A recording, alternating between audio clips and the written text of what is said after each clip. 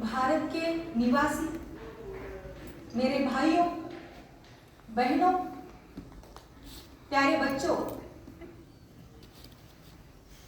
जिस दिन मैं जब भी यहाँ झंडा फहराती हूँ, मुझे उस दिन की याद आती है जब पहली दफे आजाद भारत का झंडा यहाँ जवाहरलाल नेहरू ने फहराया था। वो याद आती है किन मुसीबतों से और कष्ट और कुर्बानी से ये देश गुजरा है, किन आशाओं को लेके हमने यहाँ पे अपना झंडा फहराया था। आज हम इन वर्षों की तरफ देखते हैं तो जो रास्ता हमने हमारे सामने रखा था, उस रास्ते पे हम काफी आगे बढ़े हैं। साथ ही साथ भूल भी हुई, गलतियां भी हुई, काम में कमी भी हुई है, लेकिन जो रास्ता हमारे सामने था, उस रास्ते पे हर कदम कठिनाइयां बजाय कम होने के और भी बढ़ती थी। हमने देखा कि कुछ मांगे अगर पूरी होती है तो बहुत सी मांगे नहीं खड़ी हो जाती थी,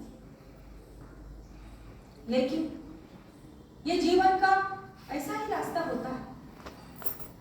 हमारी कोशिश रही है कि जो आदर्श हमारे सामने हमारे महान नेताओं ने रखे थे, हमारे देश के सामने रखे थे, उनके कदम पर, उनके पद पर हम अपने हर कदम आगे बढ़ाएं।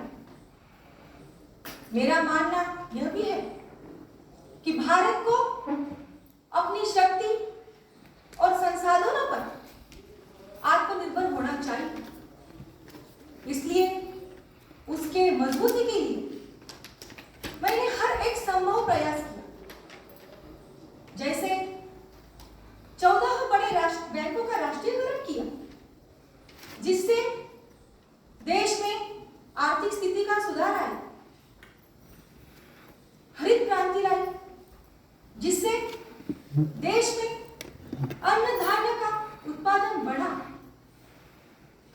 आपातकालीन स्थिति में भारत की सुरक्षा और स्वतंत्रता के लिए मैंने महत्वपूर्ण भूमिका निभाई।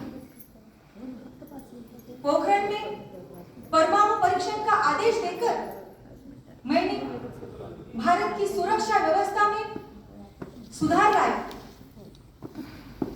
भारत में गरीबी निर्मूलन का काम लेकर भारत देश में गरीबी उन्मूलन के लिए काम किया। 20 सूत्री कार्यक्रम लेकर भारत के विकास के लिए कई महत्वपूर्ण भूमिकाएं निभाई। लेकिन आज कुछ अनजाने, कुछ ऐसे लोग हैं, कुछ ऐसे तख्ते हैं जो जाति के नाम पर समाज को चोट पहुंचाते हैं, धर्म के नाम पर धर्म को चोट पहुंचाते हैं। असल में मेरा विश्वास जातिवाद में नहीं है। मैं तो चाहूंगी ये शब्द हम हटा दें अपने देश से। हम सब अपने को एक माने, इस महान देश के महान नागरिक अपने को माने, क्योंकि आज जब हम उपलब्धियों की तरफ देखते हैं, सफलताओं की तरफ देखते हैं, तो कमजोरी की तरफ भी देखना है। वो कौन सी बात है जिससे हम आगे नहीं बढ़ रहे? ऐसे कौन से रोड़े हैं जो हमारे रास्ते में आने से हम तेजी से आगे नहीं बढ़ रहे? तो हम देखते हैं कि जो सबक आजादी की लड़ाई ने हमें सिखाया था, केवल एकता और अनुशासन से सफलता प्राप्त हो सकती है। यदि मेरी हिंसक मृत्यु हो तो मुझे अफसोस नहीं है, क्योंकि हिंसा मेरे हत्यारों के कर्म में होगी, मेरे जीवन में नहीं। मुझे चिंता नहीं थी कि मैं जीवित रहूंगी या नहीं रहूंगी। मेरी लंबी उम्र रही है और इस बात पर गौरव नहीं, गौरव इस बात पर है कि मेरा सारा जीवन सेवा में गया, मेरी आखिरी सांस सेवा में गई, और मेरी जान जब गई तो मैं ये कह सकी, एक एक खून का कतरा जितना मेरा था, एक एक खून का कतरा जितना मेरा था, वो एक एक खून एक एक भारत को जीवित करेगा, भारत को मजबूती देगा।